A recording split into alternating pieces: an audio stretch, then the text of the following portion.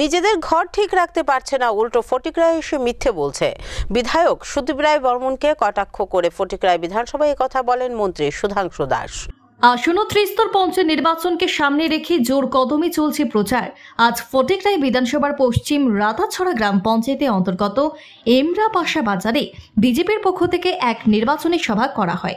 এই সভায় রাজ্যের মন্ত্রী সুধাংশু দাস, বিজেপি মণ্ডল সভাপতি এবং মণ্ডলের সাধারণ সম্পাদক মনোজ পাল চৌধুরী, জেলা পরিষদের প্রার্থী অঞ্জলি সিনহা সহ অন্যান্য নেতৃবৃন্দরা উপস্থিত ছিলেন।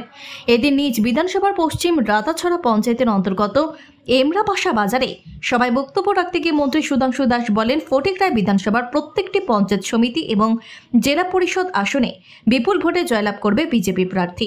পাশাপাশি মন্ত্রী আজকের এই বাজার সভায় বর্তমান বিধায়ক সুদীপ রায় বর্মনকে কটাক্ষ করে বলেন, সারা রাজ্যের বিভিন্ন এলাকায় বিনা প্রতিদ্বন্দ্বিতায় বিজেপি দল 80% আসনে জয়লাভ করেছে। তিনি নিজ এলাকায় পঞ্চায়েতে প্রার্থী দিতে পারেননি। ফটিকরায় এসে মানুষকে বিভ্রান্ত করছেন এবং মন্ত্রী সুধাংশু দাসের বিরুদ্ধে কুৎসা রটাচ্ছেন বলে অভিমত করেন তিনি।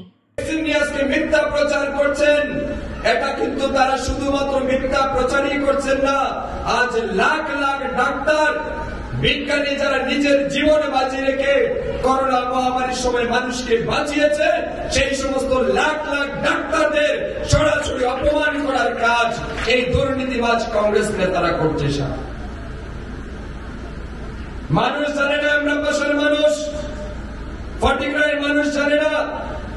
এই বড় নেতা কিছুদিন স্বাস্থ্যমন্ত্রী থাকার সময় এই জিবি হাসপাতালে বিভিন্ন জিনিস কেনার নামে প্রায় 40 কোটি টাকার দুর্নীতির কেসে আমাদের তৎকালীন মুখ্যমন্ত্রী বিপ্লব কুমার দেব ওনাকে স্বাস্থ্যমন্ত্রী থেকে সরিয়েছিল সেদিন সাথে।